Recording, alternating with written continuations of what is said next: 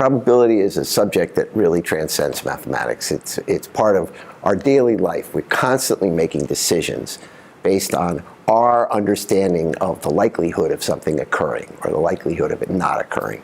And we make these calculations usually very intuitively, based on our past experience or what someone else has told us.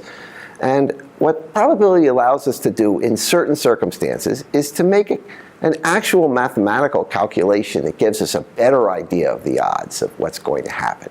And to do that, you have to learn some very basic mathematics, how to count the number of outcomes of an event, how to count the number of outcomes of this type of an event, how to take the ratio. And that's what we try to communicate in Fat Chance, in the book. Just the basics of counting and probability to help people make better decisions than they're just intuitive decisions about something. We illustrate this a lot with people going to make gambling bets in the casino or at the racetrack or in a poker game or in a game of dice. But that's just to illustrate it. We make these decisions all the time in our daily lives, and the more information we can have before making a decision and the more analysis we can make of the outcomes before we make a decision, the better decisions we'll make. That's a great question. We initially designed this as a course when we were teaching at Harvard University, and there are a lot of students that come into Harvard who are very, very smart and very capable, but they haven't had any really good math training, or they've had terrible math training, and by the time they get to university have decided they never, ever want to take another math course. And we designed the course really for people at that level, who had the most basic mathematical knowledge, just perhaps had remembered a course in algebra they took in high school.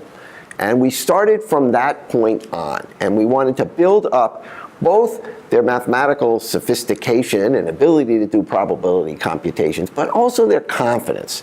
So the first problem we consider in the course is how many numbers are there from 1 to 10? So anyone can do that. We have 10 fingers. You count 1, 2, 3, 4, 5, 6, 7, 8, 9, 10. There are 10 numbers between 1 and 10. And we were afraid that people would leave the course. It was so easy. But then you make that a little more complicated. And you say, okay, how many numbers are there from 1 to 23? Well, you think about it a bit. There are 23 numbers. Pretty good. Now, how many numbers are there between 10 and 23?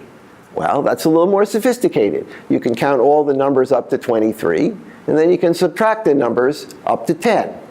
Once we get that, okay, how many numbers between 10 and 23 are divisible by 2? And we try to show them by building up and developing these ideas. Each one is just layered on top of the other. Each statement itself is very simple. But when you layer them hard enough, you get into really interesting mathematical and counting problems. And before you can do probability, you have to count. So the course is just aimed at someone who has some mathematical interest, has always wanted to learn this, maybe has been turned off a little bit by the math that they've seen in high school or in college. So we start anew. And by the end of the course, we hope that our students, and we hope that you, taking this course or reading this wonderful book, we'll be able to do these calculations. I think the most exciting thing they're going to learn is that they have their own capability to count and make probabilistic judgments. There isn't one specific case. I mean, they'll certainly learn never to go to Las Vegas and gamble. I mean, for sure they'll learn that.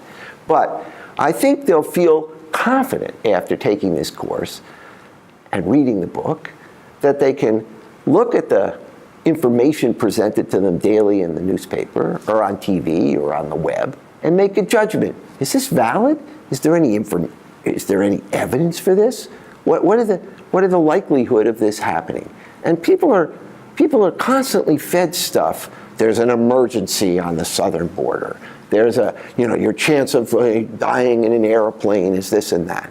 And there's a lot of scare stuff out there, and people need to be able to focus and make decisions on their own. And this also occurs When you see your doctor will say, well, if you did treatment A, this might happen, and you did treatment B, this might happen, and treatment C.